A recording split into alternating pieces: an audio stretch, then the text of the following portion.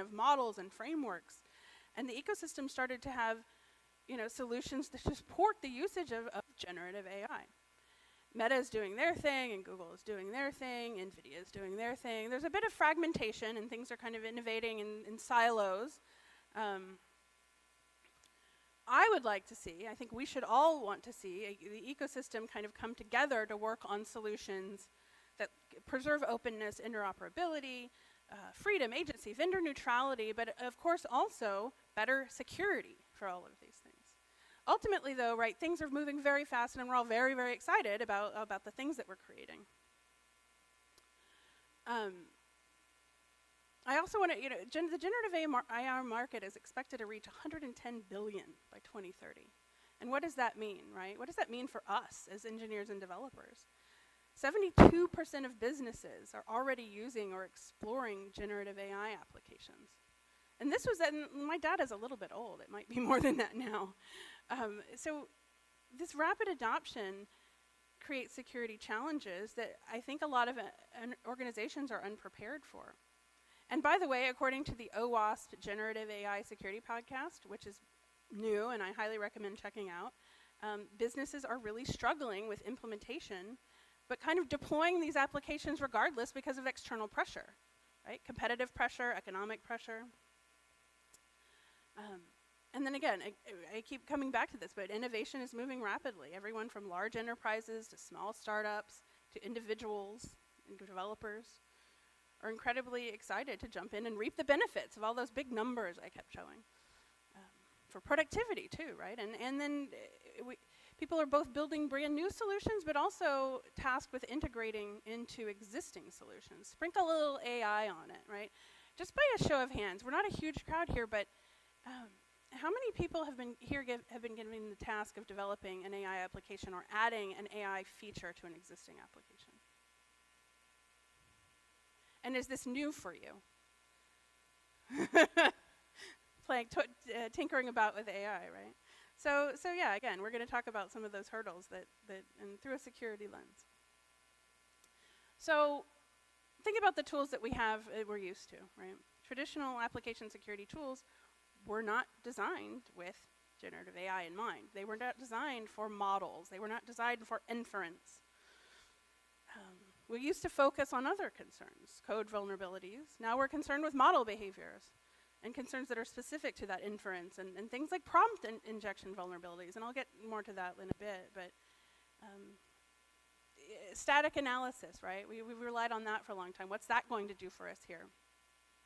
So security practitioners have to learn to expand the threat models to fully understand the attack surface in the new generative AI environment and the application types that we're talking about. I think also the nature of generative AI challenges the traditional security testing approaches that expect certain outcomes. It goes back to that deterministic versus not, it forces us to change our perspective. So think about also the interfaces that we're faced with, right? This is, think of a ChatGPT, chatbot kind of interface. The prompt interface itself creates a new and different attack surface that's different from traditional inputs. And then you have things like, we talk about model weights and parameters, and those get into massive numbers, and those could also be manipulated during deployment. Training data also, influences on training data present security supply chain challenges. And then we have the concepts of data leakage that maybe didn't exist in the same way before. Output handling, right? So once you enter something into this interface, you get an answer, possibly an extensive answer. And the way that output handling is far more complex, introduce, again, new risks beyond the ways that we may traditionally think about output validation. So we have some categories, right? Some basic categories, and we'll kind of drill down into some of these a little bit. But we have a model manipulation, right? It's kind of a new concept. That would include prompt injection, as an example of an adversarial kind of situation. Data extraction, right? You can prompt to extract sensitive data stored in these models and in applications. Inference attacks, that's also, it falls under that category. Output exploitation, right? Generating malicious content. If you go to a chat Q&A bot and it asks you, and you want to ask it a question about, oh, I don't know, is arsenic safe to ingest, and it tells you it is, well, that's not a safe situation, right? That's output exploitation. And then resource consumption. Like we know about denial of service attacks and taking down our applications, but the types of resources required to operate a generative AI application can also be exploited, overloaded, and that can be used to also get information out in a way that we do not intend. And then, of course, we go back to our supply chain risks. We've talked about software supply chains for the past, I don't know, a while. I hope we have anyway. But now we have new pieces of that supply chain puzzle. And some of that is, where we talk about poisoning models, for example. And if we don't know the provenance of our model, this introduces risk.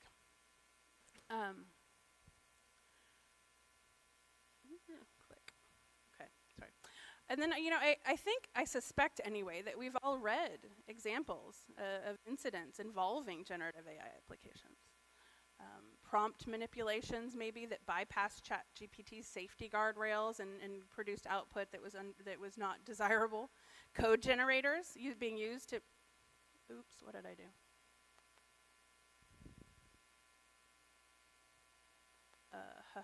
Well, I've lost the slides. Oh, there we go, they're back, okay. So again, code generators, generating vulnerable code. Maybe we take it for granted that the code generated by a Copilot or something is safe, but maybe it's not. Image generators, that's another good example, right? We go in to create an image, but there are some guardrails in place to not allow users to create certain types of images, but those can be bypassed, and that's another example of risk.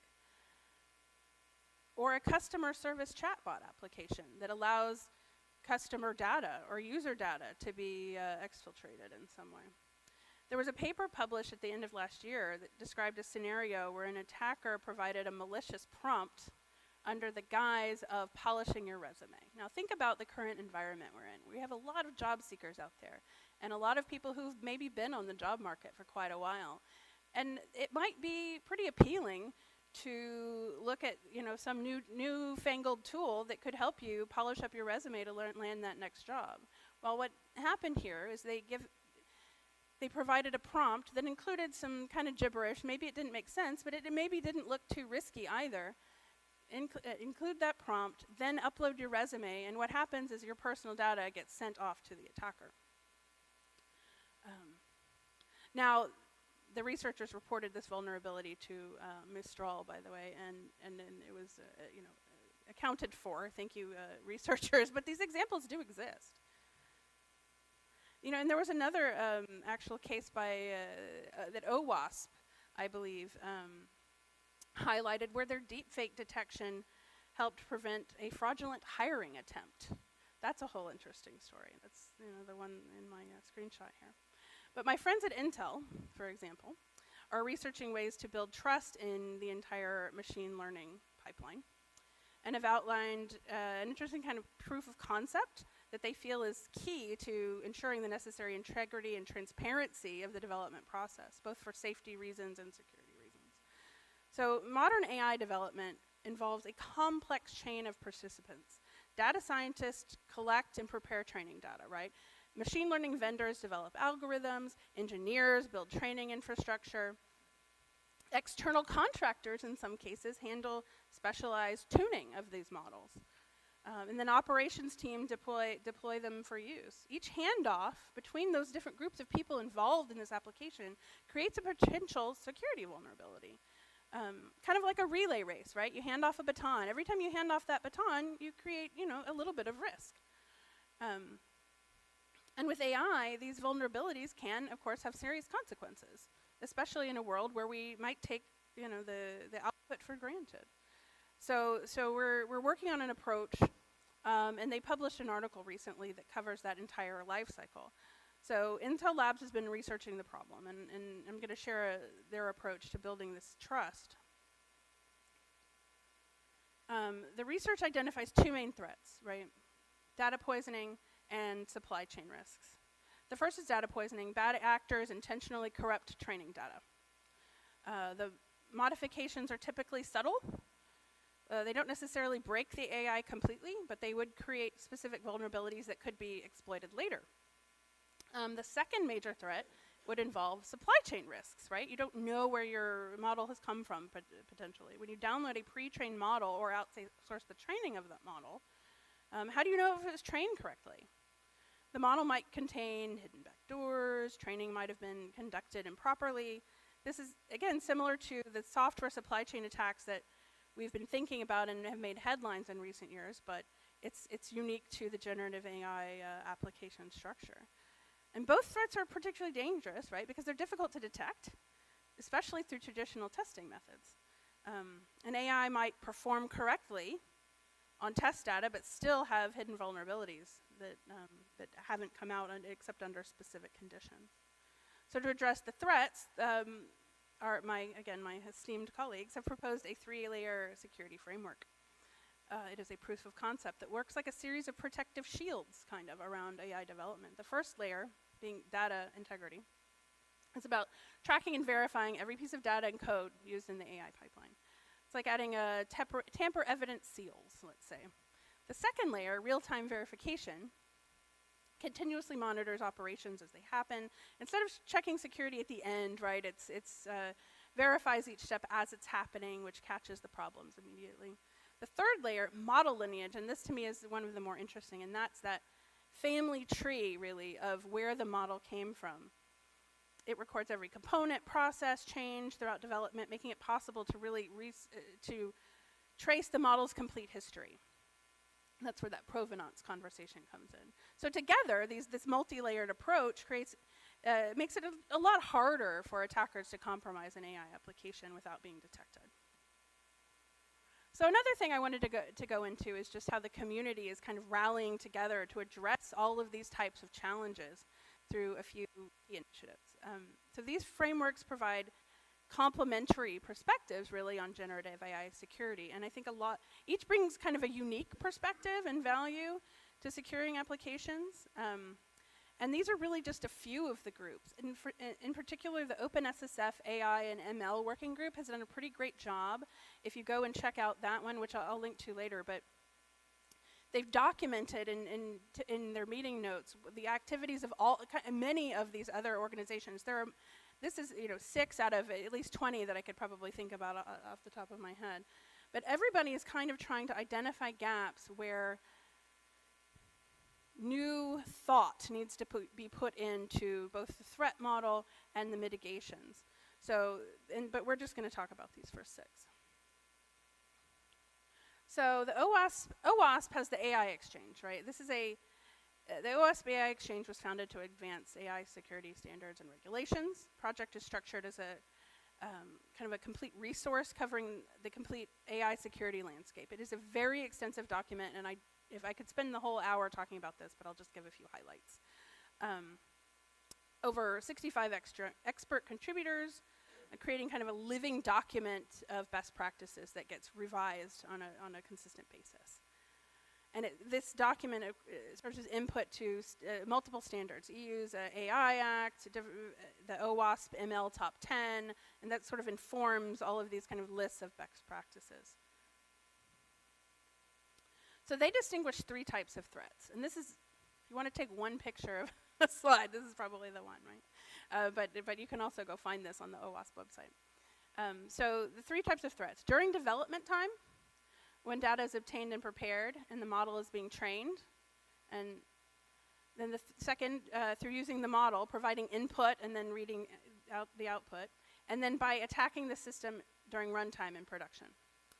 And then they define 6 types of impacts for different types of attacker goals, right? To disclose, deceive, disrupt.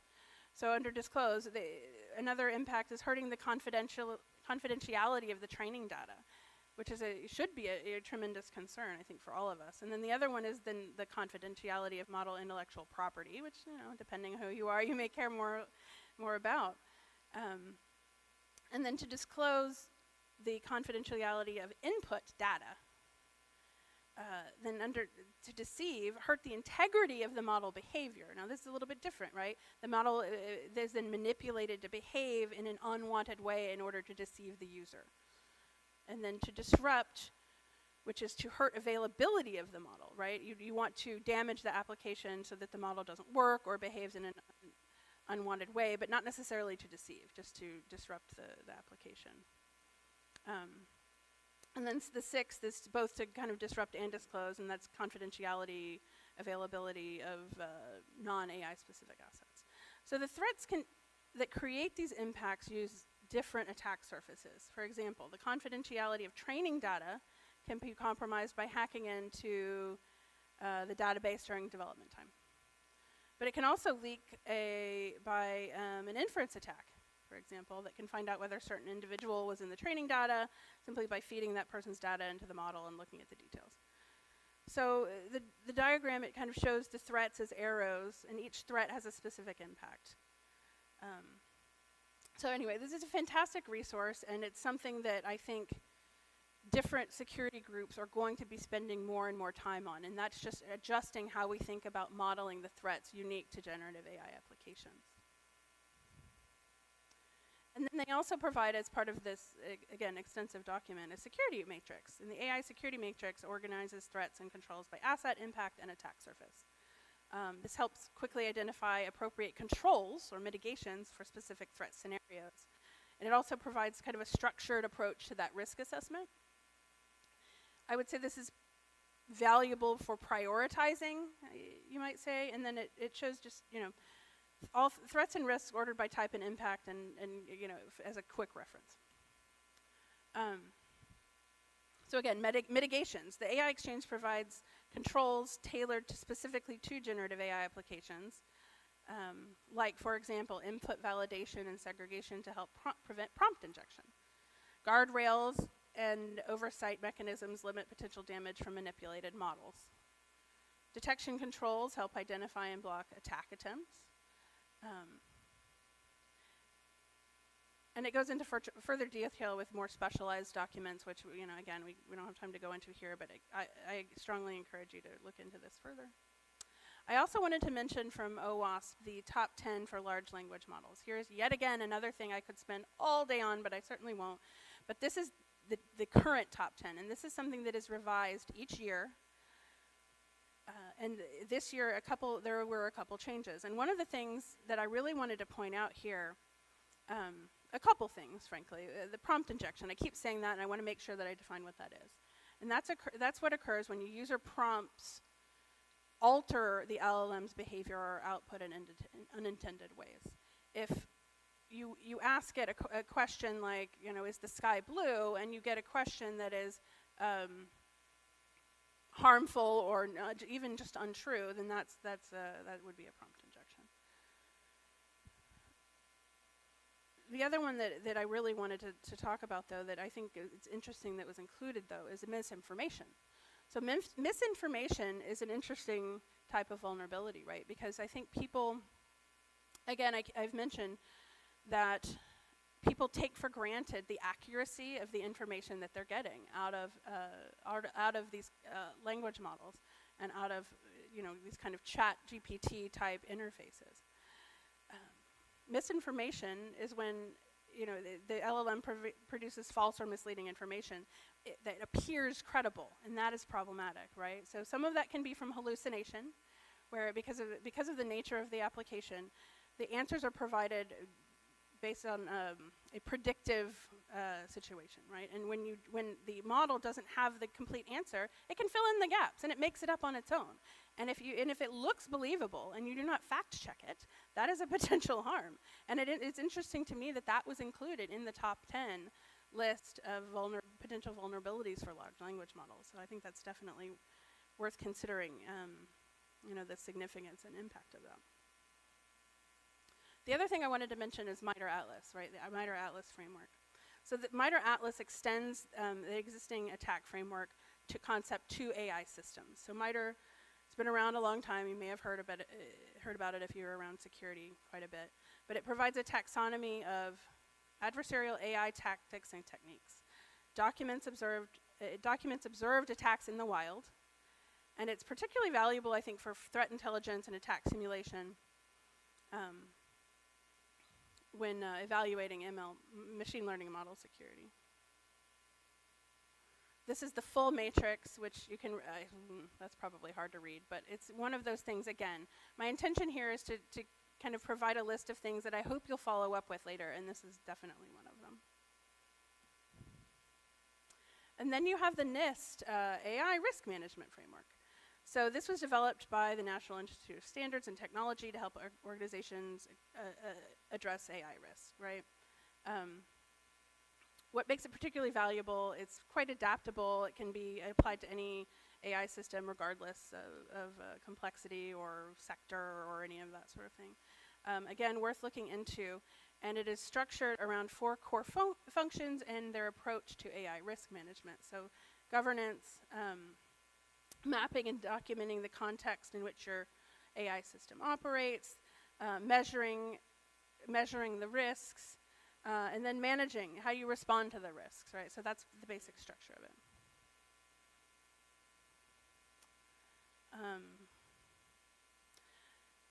Implementing that NIST framework doesn't require kind of reinventing your risk management approach. You can kind of integrate it with your existing processes, and then while addressing the unique characteristics of AI systems. But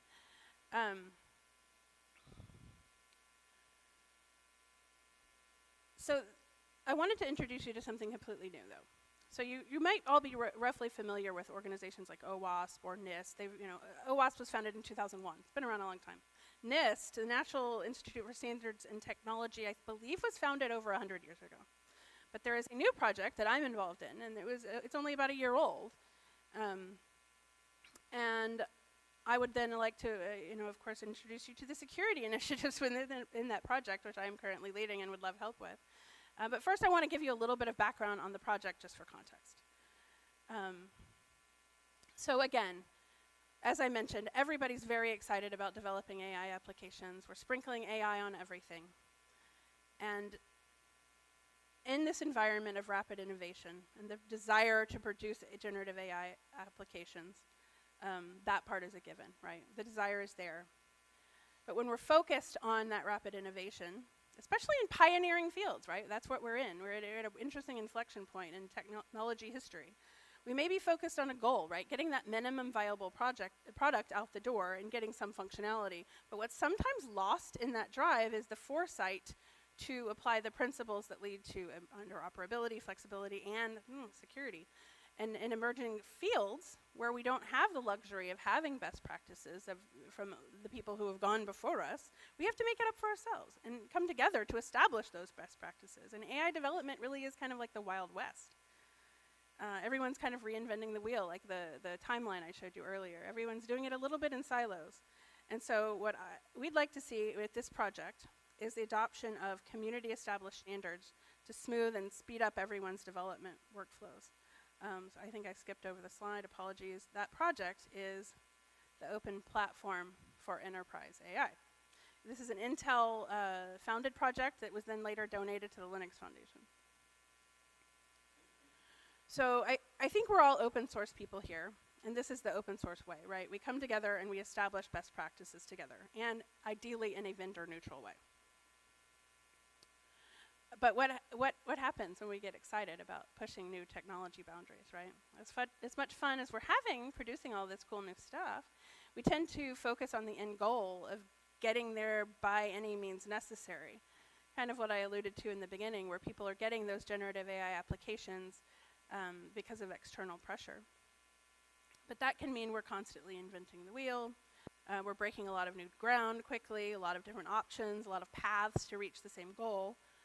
And because we have so many options, we may end up like this disorganized pile of Legos here without a really reproducible way of working. And that, of course, has security implications too. But as a community, again, I think we can do better and benefit from what we're all learning in our silos and bring it together to forge, I think, a more standardized path. So this is, of course, an AI-generated image, and I think it's kind of cute. But so this is my representation of what we might end up with when we're out there breaking new ground and developing quickly. We might end up with something like this. It works. It might work well. But it might be hard to modify. It might be hard to expand. It might be hard to maintain.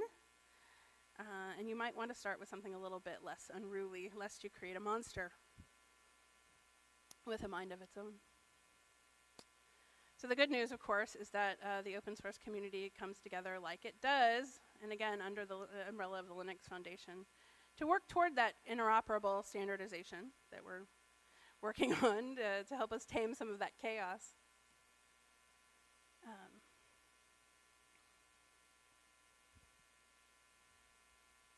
So again, open platform for enterprise AI. It is a composable set of blueprints. The goal is to be interoperability, interoperable, vendor neutral, to allow you to choose any model, any framework, any vector database, and it is geared toward building RAG applications, which I will get to shortly. And it also provides, again, a large set of blueprints. I believe it's 22 or more different demo applications, but I'm about to show you another. I'm about to show you the one in particular that's more complex and more interesting. But again, I'm from Intel, but this is not an Intel project, not just an Intel effort. This is, all of these lovely folks have joined us on this platform to ensure that interoperability and best practices that I keep talking about. But before I get into the security stuff and more of it, I want to talk about what RAG is. Does anybody here know what RAG stands for in the context of AI development? Okay, cool. So I'm going to explain it with a quick example. If I were to ask ChatGPT, who is my mom, it doesn't know, because I am not a famous person. I don't know, it might know Tom Cruise's mom, but it doesn't know who mine is. Because it's going to tell me it doesn't know, it doesn't have that training, it's not part of its training data. Since it is a pre-trained model with general knowledge, the only way for me to get the information that I want is to provide it context. So I'm going to have to provide it that context if I want to get an accurate answer. Now, why do we want to do this? A good example, I think, is the best example I usually think of is a customer service chatbot. You don't want, it's not going to do your customers or users any good to provide them a generic model with general information if they're looking for specific information specific to your product, your company, whatever it is, right? So you need to augment that general knowledge with something that is specific to a product, a company, whatever it is that you're working on. So how do we do that? In the most simple case, we provide it the context manually as part of the prompt, right? And then it works, right? It can generate a response based on a novel topic. This time I said, hey, I gave it some information about who my mother might be. This is actually probably not about my mom, but whatever. And then it's able to give a more full answer. But how does that work? So in this case, I'm using my brain to extract the knowledge, and then I provide it manually for the chatbot. And that augmented the general knowledge that the model already has. And this is what's called RAG. The main goal of RAG is to have a prompt with enough information so the LLM can generate an answer based on the information provided. And when you break that down a little bit, there's of course it's not that simple, right? There's a complex series of events that leads from that question to the answer. So think of RAG as a two-step process. First, you need to pre-process and store your knowledge in a knowledge base. So for example, if you ask the system, who's my mom, the system is going to search for relevant context to answer that. To do that, an embedding model converts the text of your question into numerical vectors, which represent the meaning of the text. And then the retriever compares those vectors to the vectors stored in your knowledge base. Those vectors have meaning, and then they can be compared to find the most similar documents. Once it retrieves that relevant information, it can then re-rank the results before adding the context to the prompt and then feeding it into the language model. So of course this is complicated, right? These are just a few kind of concerns, but we'll see a lot of challenges to deploying these kind of applications with even a simple RAG architecture, right? What about the data, the LLMs, the deployment? How do you deploy this thing? Maybe we're using Redis, and now we want to change to use Milvus as a database. How difficult is that if we've built it, kind of flying by the seat of our pants without the flexibility in mind? There are a lot of models, right? There are so many LLMs. How do you choose one? And which frameworks do you use, right? And then, of course, you've got to deploy your application, and then you have considerations like hardware efficiency and that sort of thing. And then what guardrails, right? What guardrails have you put in place, or what do you want to put in place to ensure the things that we're talking about, like the correct output and that kind of thing? How do you ensure the accuracy of the results? And then how do the pieces work together? From an engineering perspective, how do you build this thing and make all of this, safe to use? But so that's where we're going with this project, right? If we start with a stable framework, we can have a nice little stable building instead of an unruly monster. And so what the aim is then to provide reference architectures as a starting point, which gives a more reproducible modular way of building things. All of those Legos that we keep seeing, right, can be, instead of an unruly pile, let's bring them back into microservices that can be easily plugged and played to give us a solid foundation. So this is a quick demo, and this is what the OPEA demo, or the chat Q&A demo gives you out of the box. Let me just hit play. We're going to ask a chatbot a question about an event. And the model, of course, has some knowledge about the event, but it doesn't know specific details. Now, in this interface, we have the ability to add additional context via document upload, or in this case, what we're going to see is it's providing a URL.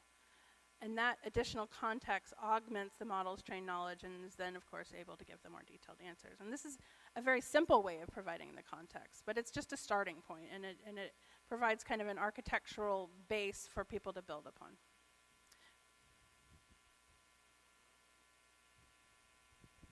Well, okay, we can speed it up. I think you know what's going to happen here. We've taken the information from the website, and now we're going to get a better answer.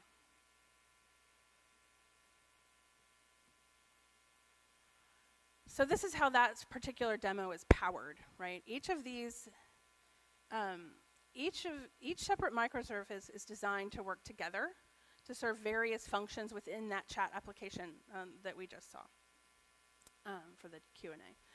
In this case, we have a user interface, the data supplying it, the microservices can point to one another, and other services and APIs.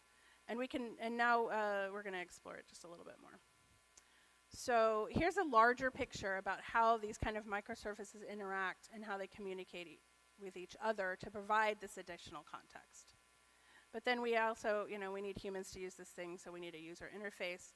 So what we've done is we wrapped it in a mega service so that grouping it in this way provides a communication gateway between the mega service and a front-end UI. And that gives you a full application that humans can then actually use. We do not expose the individual services to the UI, so it provides a communication to the UI and then handles communication among the various microservices. There we go. So so what have we learned, right? RAG is a great solution for providing contextual answers. If you need to build a chatbot app, customer service, this is that knows all of your proprietary information. You cannot rely on just a large language model with general information. And then by using this more structured approach, you can get started, shorten the path a bit to a minimum viable product, but also try to ensure that we are using best practices, which go back to the whole security conversation. But obviously there are challenges, right? Different types of data, large amounts of data, and this is the type of work that we're trying to do as a community to address. So what is the point of all of this? The point of all of this is that we would like people to join us to solve all of this, right? You can come together in the OPEA security working group or other working groups And we would love to join you, but we would love to join you in solving the problems. And if you don't find what you need in the repo, of course, it's an open source project, and we'd love for you to create it. So there are a lot of ways to participate in the project. You can get everywhere from here, but the most important one I want everybody to take away from this one, sorry, I'll give you all a chance to take a snapshot of this, is the security working group. And that's what we're here to talk about, right? So this is yet another group, that a community initiative coming together to solve the problems of AI security. So why this group versus other groups, right? What does this group provide? It is a newer project, so it is a fantastic opportunity to get involved and kind of shape the direction of the way that we are looking at generative AI security, and shape the direction of its security community itself, and shape the security of the project that provides reference architectures to other developers and engineers. So right now we're currently focused on defining how threat modeling for projects built on OPEA itself might work. And we are setting the direction for the project security itself. We're also working specifically to identify the gaps in the work of other AI security groups, to put our efforts where they are most needed. So if you have investigated any of the other security communities, be it OWASP, be it COSAI, be it OpenSSF AI/ML, which I haven't quite gotten to yet, but if you've been to some of those and you're looking for a place to have a different conversation, well, that's what we are, right? We are here specifically looking at the unique use cases of building RAG applications, and we're creating an environment where we share knowledge with each other and establish the best practices necessary for tackling these tough generative AI problems.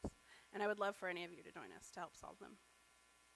So the other one that I wanted to mention before we go away is the OpenSSF AI and ML working group.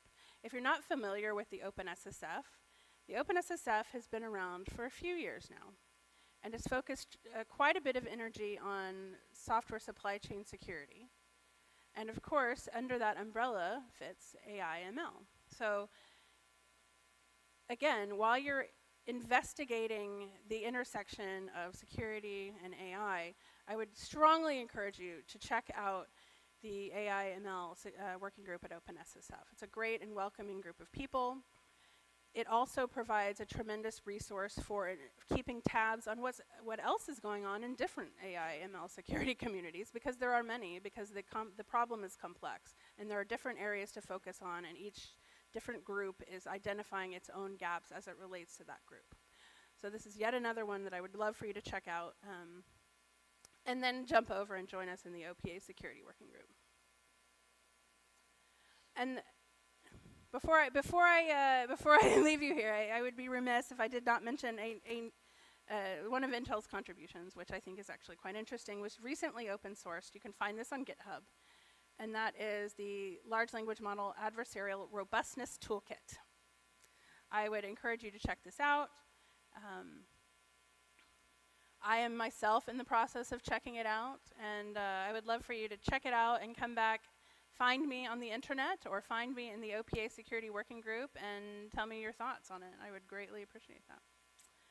So as I keep saying, find me and join us in this great fight again for generative AI security. So here's how to do that.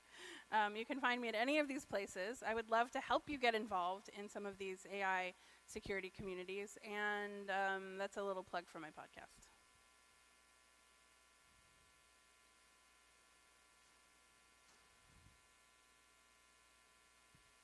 And now I think we have time for questions. I think I blew through some of that. We could, if there's time and interest, I go back and drill down more into the OWASP top 10. The reason I didn't and glossed over it a tiny bit is because I was afraid that we don't have internet access and we can't drill down into it. But I would love to try if anyone is up for it.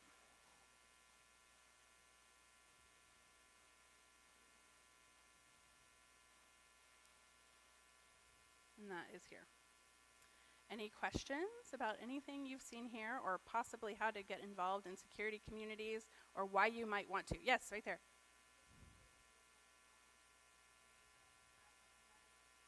Yes.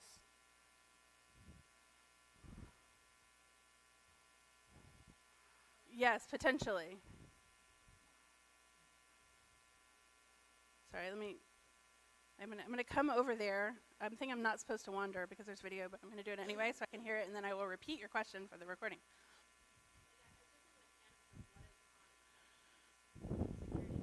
Okay. Ah, yes. What is prompt injection? So let's drill down. Let's hope we have a good enough internet connection, because the OWASP documentation will say it far better than I will. But prompt injection, the beginning of it is, it's when a user prompts alter the behavior in unintended ways, right?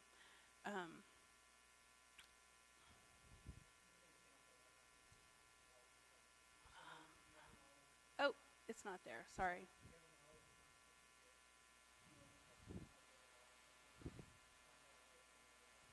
Yes, exactly.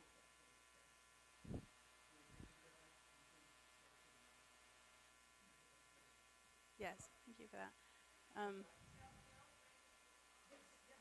Yes, thank you. Sorry, one sec. I need to figure out how to show you what I see. Hold on one second. I'm trying to figure this out. I'm looking at something that y'all are not seeing, and I'm going to figure it out. 1 second. Okay, now where is it? There we go. No, I can. Okay. Anyway, but yes, exactly what he said is when you alter a prompt that creates unintended consequences, which could mean, for example,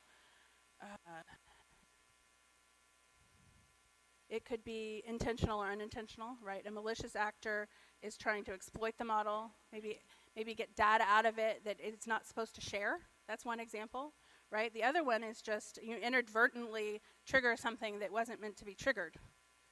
So that's that type of a prompt injection, and it can potentially disclose sensitive information. Oh, that's showing my notes. Hold on, sorry, one sec. PowerPoint challenged here. Help.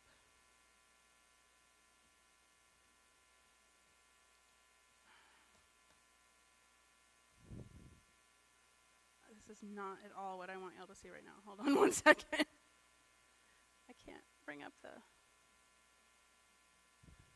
There we go. Okay, we're back. Sorry.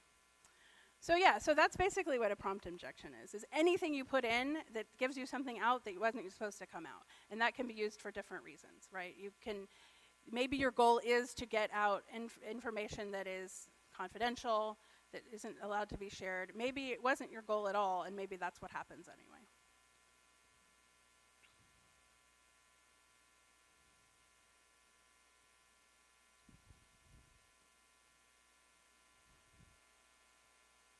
Output handling is also an interesting one, right? And that is, if, just like any other kind of field, right, if you are improperly sanitizing and validating what is shown to the user, that can also have unintended consequences. Perhaps it grants privileges that it wasn't supposed to, or it outputs things that are harmful. Yeah, anyway. But yeah, output handling, I think because of the unique nature of generative AI applications, has to be addressed in a far more complex way than any other type of application. So, and it can lead to prompt injection as well. Sorry, any other questions? Pardon me while I struggle with my PowerPoint. Thank you.